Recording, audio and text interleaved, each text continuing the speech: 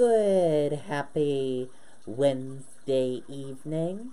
I'm Riley King, and welcome to the Riley King Newscast, right here on the Riley King Network.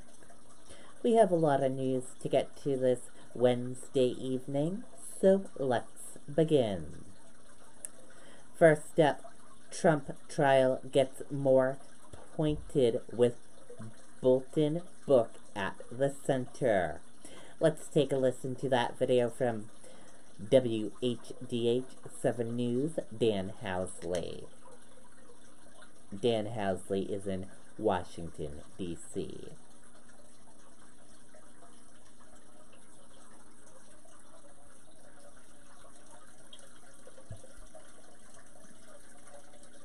Vibrant caffeine gum.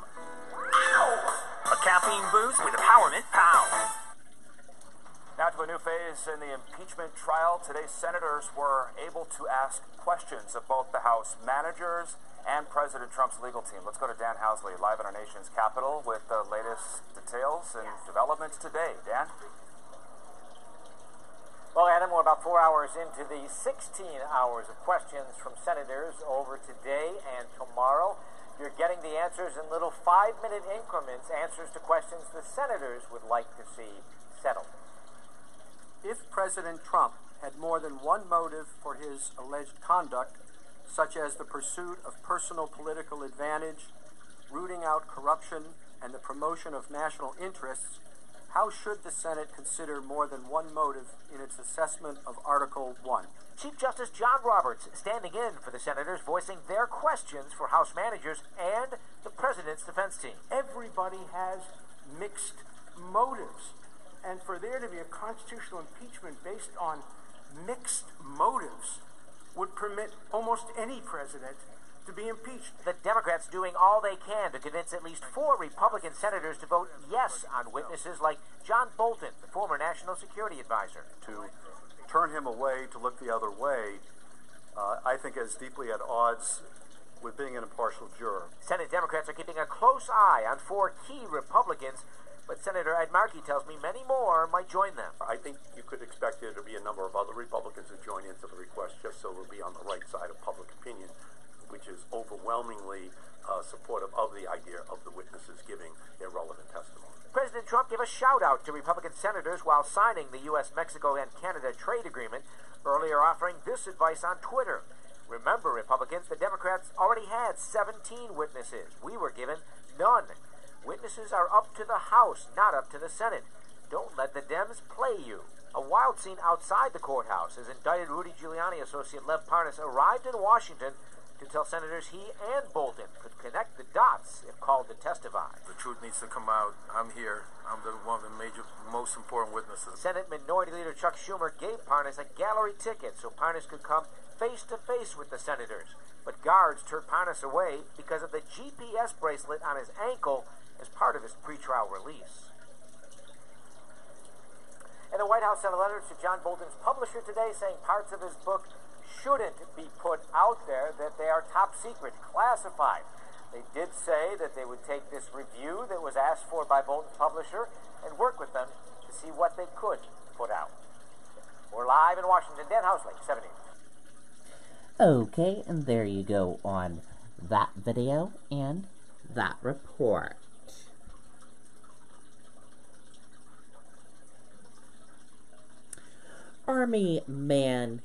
Airman from New Hampshire killed in Afghanistan crash. Cause of crash under investigation. Let's take a listen to that video from WMUR News 9. Let's take a look.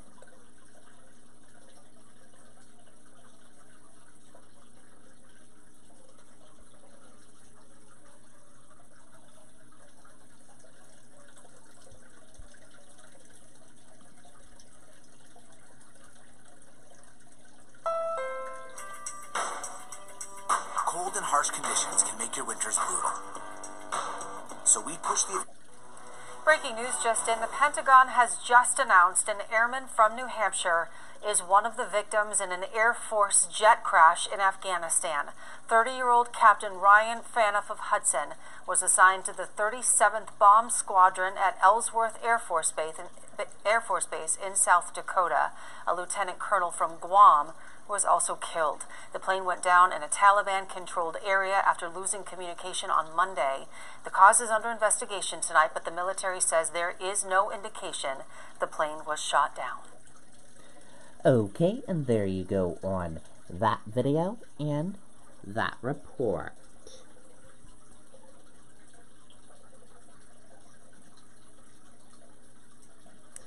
Passengers on flight from Beijing evaluated at Logan refused hospitalization, Boston EMS says.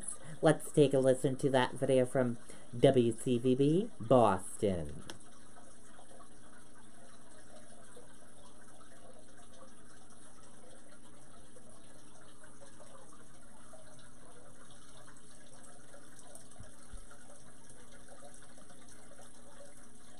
Celebrate the Museum of Fine Arts Boston's 150th anniversary with free admission and activities from 10 a.m. to 10 p.m. on Wednesday, February 5th. Find out more at mfa.org.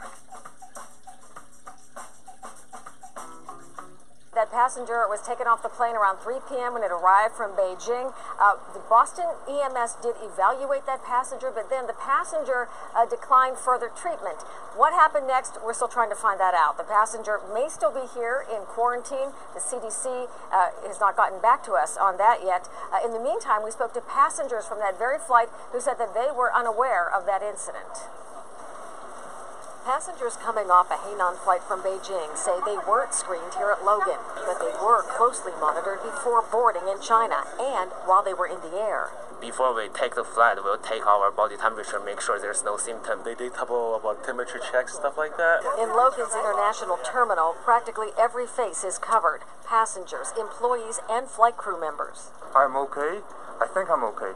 But I don't want to, possibly infect others. Logan is one of 20 airports the CDC has targeted for coronavirus screening. But at this hour, Massport is still waiting for the green light. So the traveling public is policing themselves. Passengers headed back to China today had stocked up on face masks. Definitely I'm worried, but I do think people are getting very serious about this.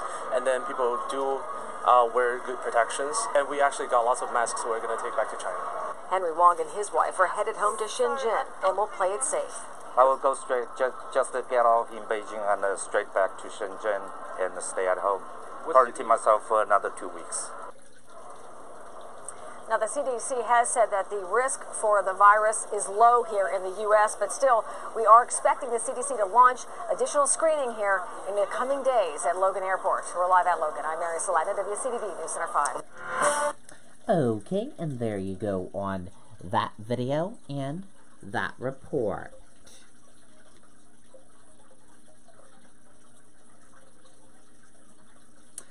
Maine hospitals on notice to screen for coronavirus.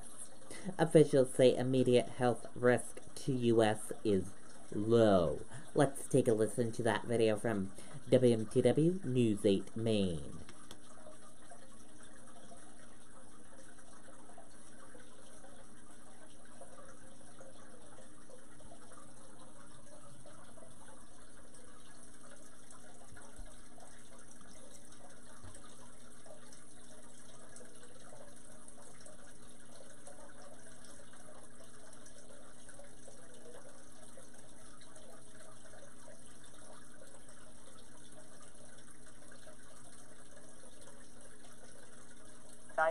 As the coronavirus there continues to spread. The plane landing in Alaska early this morning, passengers were checked for any signs of that virus before then heading to a military base in California.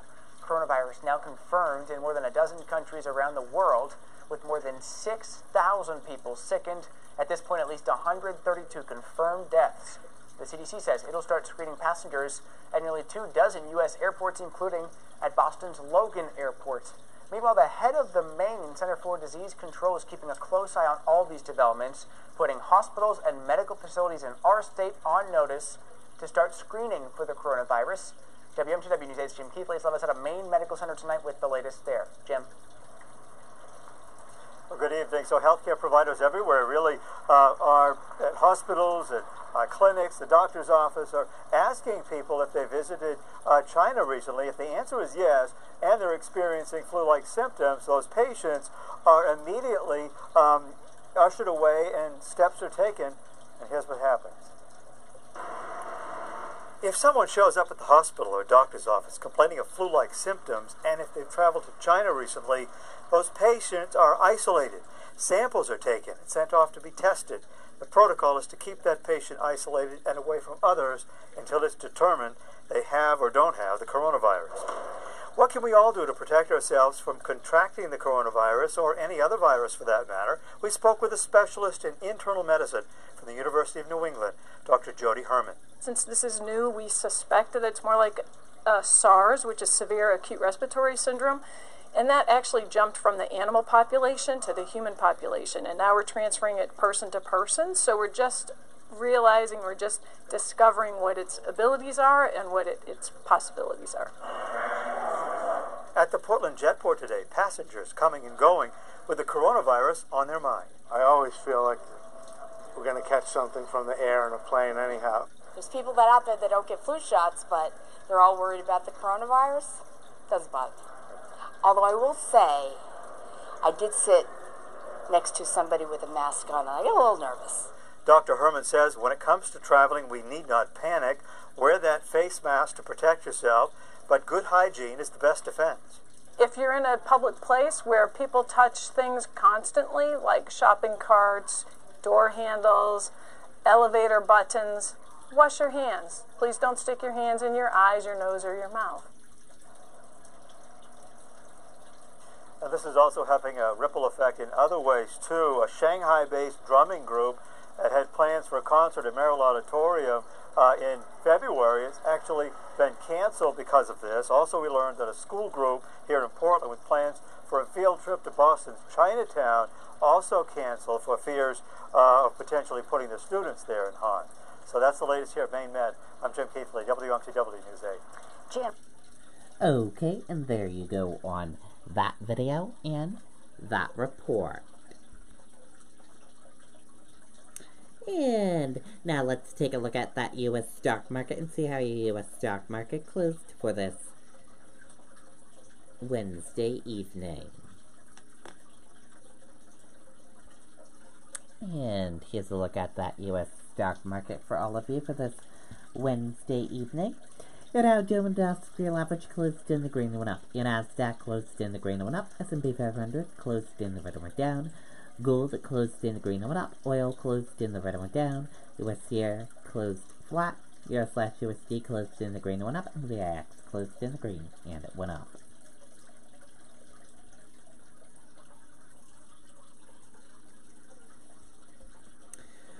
Stocks close little change after Fed decision. Apple jumps to record. Stocks closed little change on Wednesday, even after the Federal Reserve kept interest rates steady and stuck an upbeat tone on the health of the U.S. economy. Estranged husband of missing mom in critical condition. Let's take a listen to that video from ABC News.